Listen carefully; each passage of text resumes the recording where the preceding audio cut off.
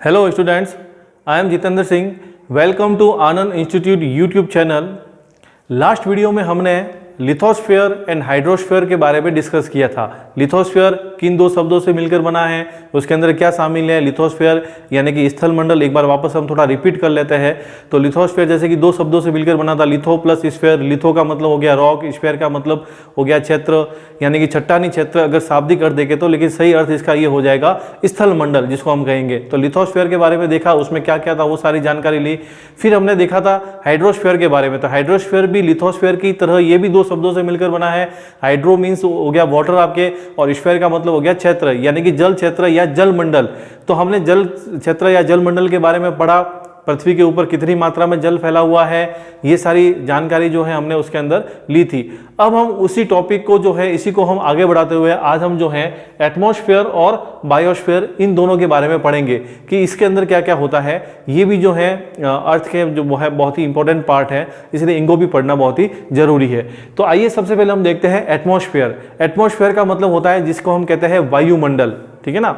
तो वायुमंडल के अंदर क्या क्या शामिल है आप लोग सभी परिचित है। बिना वायु के अंदर जैसे कि हम ऑक्सीजन लेते हैं, तो विदाउट ऑक्सीजन जो है हम जिंदा नहीं रह सकते हैं। तो ये सारे वायुमंडल के ही हिस्से हैं। तो आइए हम देखते हैं एटमॉस्फेयर के अंदर क्या क्या शामिल है। तो सबसे पहले the earth is a unique planet, ठीक है ना। अब देखिए प्लेनेट का मतलब हो गया ग्रह। तो हमारे जो सोलर सिस्टम के अंदर, हमारे जो यूनिवर्स है उसके अंदर ओवरऑल जो है 8 प्लेनेट है, उसमें अर्थ भी अपना एक प्लेनेट है। तो जितने भी 8 प्लेनेट है उस सबके अंदर सबसे यूनिक प्लेनेट जो है वो अपना अर्थ है यानी कि पृथ्वी है। अब सबसे यूनिक यानी कि सबसे अनूठा, सबसे अलग कैसे है, क्योंकि पृथ्वी ही एक ऐसा प्लेनेट है, अर्थ ही एक ऐसा प्लेनेट है जहां पे लाइफ पॉसिबल है, जीवन संभव है। बाकी जितने भी है, चाहे जुपिटर हो, चाहे सैटर्न है, मार्स है, वीनस है, ये सारे के सारे जो हैं यहाँ पर लाइफ पॉसिबल नहीं है, जीवन वहां पे संभव नहीं है। ओनली इन सारे 8 प्लेनेट में केवल एक पृथ्वी ही एक ऐसा प्लेनेट है जहां पे लाइफ पॉसिबल है। इसीलिए जो है the earth is a unique planet, इसीलिए जो है इसको सबसे अलग, सबसे अनूठा प्लेनेट कहा गया है, ठीक है। The earth is surrounded by an envelope of air which is called atmosphere. अब ये याद रखना कि ये जो पृथ्वी है, जो पृथ्वी जो है उस चारों ओर जो है वह हवा से घिरी हुई है, ठीक है ना। पर्यावरण, वायु, वातावरण, सॉरी अपने एटमॉस्फेयर, वायुमंडल, जिसको कई बार पूछते हैं कि वायुमंडल किसे कहते हैं, तो पृथ्वी जो है हमारी वह चारों ओर वायु से घिरी हुई है, तो उसी को हम कहेंगे वायुमंडल। तो वही यहाँ पे डेफिनेशन आ रही है, वही चीज आ रही है कि the earth is surrounded by an envelope of air which is called atmosphere, यानी कि हमारी पृथ्वी जो है हवा से घिरी हुई है, और उसी को हम जो है एटमॉस्फेयर यानी कि वायुमंडल कहेंगे। The atmosphere extend to about 1000 kilometre from the surface of the अर्थ। अब ये याद रखना कि जो ये एटमॉस्फेयर है ये हमारे अर्थ से कितने किलोमीटर तक फैला हुआ है। जैसे कि हमने लिथोस्फेयर के बारे में मैंने बताया था, उसकी थिकनेस जो है वो 100 किलोमीटर है, यानी कि पृथ्वी जो है उसका चट्टानी भाग जो है वह जमीन के नीचे 100 किलोमीटर तक है। तो उसी तरह से एटमॉस्फेयर जो है ऊपर की तरफ है। देखो इसको एक डायग्राम के थ्रू मैं आपको यहाँ पे क्लियर करता हूँ। जैसे कि ये अपनी अर्थ है पूरी, ठीक है। अब ये जो अर्थ है ये इसका अर्थ का सरफेस हो गया, ऊपर वाला हिस्सा है जहां पे हम लोग रहते हैं, सारे के सारे अपना लिथोस्फीयर है, ठीक है, हाइड्रोस्फीयर है, सब इसी के अंदर इंक्लूड है सारा का सारा। तो अब यहां से लेकर यहां से ऊपर यहां तक जो है लगभग, जैसे कि मैं यहाँ गोला बना लेता हूं यहाँ पे ये वाला, तो ये जो है पूरा का पूरा यहां से ये 1000 किलोमीटर तक, ये जो है यहां से लेके 1000 किलोमीटर तक पूरा का पूरा जो है ये एटमॉस्फेयर है। यहाँ पे ये वायुमंडल है पूरा का पूरा, पृथ्वी के चारों ओर 1000 किलोमीटर के घेरे के अंदर जो है पूरा का पूरा एटमॉस्फेयर पूरा फैला हुआ है। तो ये चीज को आप ध्यान रखिएगा। ये चीज यहाँ पे बता रहा है कि surround about 1000 kilometre from the surface of the अर्थ, यानी कि ये अर्थ का जो सरफेस है पूरा का पूरा, इस सरफेस से लेके ऊपर जो है 1000 किलोमीटर तक जो है पूरा का पूरा ये अपना एटमॉस्फेयर फैला हुआ है। The layer of air which surrounded the earth is a mixture of gases, dust and water vapour. अब ये जो एटमॉस्फेयर किससे बना है, इसके अंदर क्या क्या शामिल है। तो एटमॉस्फेयर के अंदर विभिन्न तरह की गैसेज हैं, जिसके अंदर नाइट्रोजन, ऑक्सीजन, कार्बन डाइऑक्साइड, ये सारी गैसें होगी, मेन सारी गैसेज हैं। इसके अलावा डस्ट यानी कि जिसको हम धूल के कण कहते हैं वो सारा शामिल है, एंड वाटर वेपर, जल वाष्प। तो ये इन सब का मिला जिला रूप है। यानी कि एटमॉस्फेयर जो है वह किससे बना हुआ है, तो एटमॉस्फेयर विभिन्न प्रकार की गैसों से मिलकर, डस्ट से मिलकर एंड वाटर वेपर यानी कि जल वाष्प से मिलकर, इन सब से मिलकर जो है ये एटमॉस्फेयर बना हुआ है सारा का सारा। तो ये चीज आप ध्यान रखिएगा।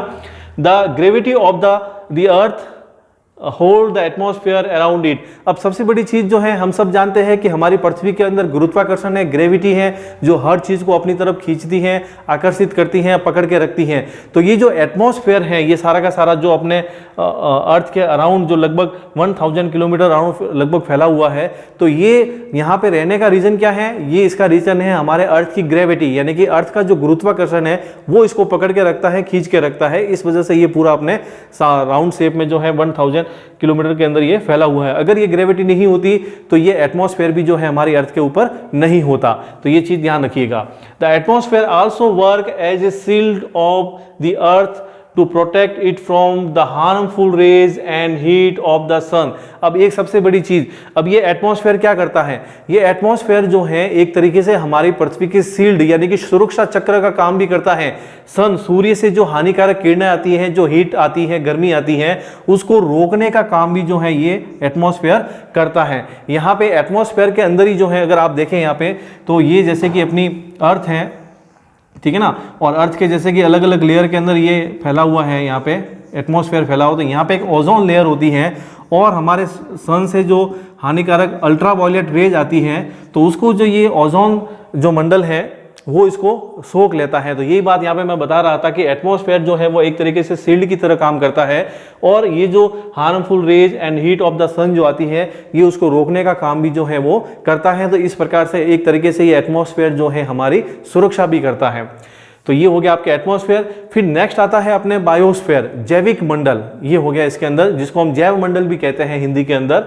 अब इसके अंदर क्या है वो देखिए, तो द 3 स्फीयर्स, इससे पहले हमने 3 स्फीयर्स तीनों के बारे में पढ़ा है। देखो सबसे पहले हमने पढ़ा था लिथोस्फीयर के बारे में जो कि स्थल मंडल है, उसके बाद में हमने पढ़ा हाइड्रोस्फीयर के बारे में यानी कि जल मंडल के बारे में, और अभी जो है हमने जो है एटमॉस्फेयर के बारे में यानी कि वायुमंडल के बारे में पढ़ा।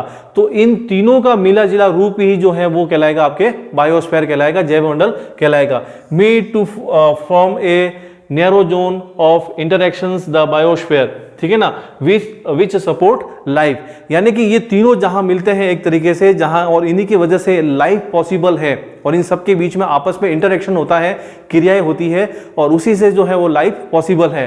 तो इन तीनों स्फीयर का मिला जुला रूप ही जो है वो कहलाएगा आपके बायोस्फीयर। इन्हीं के बीच में आपस में इंटरेक्शन होता है जिसकी वजह से लाइफ जो है वो पॉसिबल है। It includes the biotic and abiotic environment. अब इसके अंदर दोनों हैं। इससे पहले जो मेरा अपना जो फर्स्ट वाला वीडियो था उसके अंदर मैंने बायोटिक एंड अबायोटिक, जैविक और अजैविक तत्वों के बारे में बताया था। तो ये सारा चीजें जो है इसके अंदर शामिल होती है। किसके अंदर शामिल होती है? बायोस्फीयर के अंदर जो है आपके बायोटिक और अबायोटिक एनवायरनमेंट दोनों इसके अंदर इंक्लूड हो जाते हैं सारे के सारे, ठीक है। Biosphere is a unique components of the अर्थ, ठीक है। अब जो बायोस्फीयर है यानी कि जैव मंडल जो है वह हमारी अर्थ का जो है सबसे अलग तत्व है, सबसे अनूठा तत्व है, ठीक है ना। Biosphere is a beautiful part of the earth which consist of a great variety of flora and fauna, यानी कि जो अपना जो बायोस्फीयर है यही जो है पृथ्वी का सबसे अनूठा हिस्सा, अनूठा तत्व है, और इसके अंदर ही विभिन्न प्रकार के फ्लोरा एंड फौना, विभिन्न प्रकार के जीव जंतु, वनस्पति सारी इसके अंदर शामिल होगी। जैसा कि नाम से ये बायोस्फीयर का मतलब ही होता है जैव मंडल, मतलब सभी तरह के जीव आ गए इसके अंदर, ठीक है ना। तो फ्लोरा एंड फौना सारा इसके अंदर ही जो है वो शामिल हो जाएगा, सारा इसके अंदर ही इंक्लूड हो जाएगा। Other planet do not have biosphere, ये सबसे इंपॉर्टेंट चीज है। दूसरे जितने भी प्लेनेट है जो मैंने बताया था, जैसे कि टोटल 8 प्लेनेट है, उसमें से अर्थ भी अपना एक प्लेनेट है। दूसरे प्लेनेट जैसे कि मरकरी है, वीनस है, जुपिटर है, सैटर्न है, ठीक है ना। तो ये सारे के सारे जो है वहां पे उनका कोई बायोस्फीयर नहीं है, जैव मंडल नहीं है, क्योंकि वहां पे जीवन ही नहीं है। तो इसके अलावा न वहाँ पे एटमॉस्फेयर है, न वहाँ पे ये हाइड्रोस्फीयर है, पानी वहाँ पे अवेलेबल है ही नहीं। तो कहने का मतलब इस वजह से वहाँ पे कोई बायोस्फीयर है ही नहीं है, केवल हमारी अर्थ ही एक ऐसा प्लेनेट है जहाँ पे ये बायोस्फीयर अवेलेबल है। और ये तीनों जो अभी मैंने बताया, लिथोस्फीयर, हाइड्रोस्फीयर एंड एटमॉस्फेयर, इन तीनों के मिलने की वजह से, तीनों अवेलेबल होने की वजह से, इन तीनों के बीच में इंटरेक्शन होने की वजह से ही जो है बायोस्फीयर जो है वो यहाँ पे है, वरना ये पॉसिबल यहाँ पे नहीं हो सकता है। तो इस प्रकार जो है आज हमने एटमॉस्फेयर और बायोस्फीयर के बारे में स्टडी की है। आई होप ये टॉपिक आपके समझ में आगे होंगे। एक बार आपको अच्छी तरीके से इनको देख लेना है। इसके बाद हम अपने नेक्स्ट वीडियो के अंदर इनके आगे के टॉपिक के बारे में चर्चा करेंगे। Thanks for watching. जय हिंद, वंदे मातरम।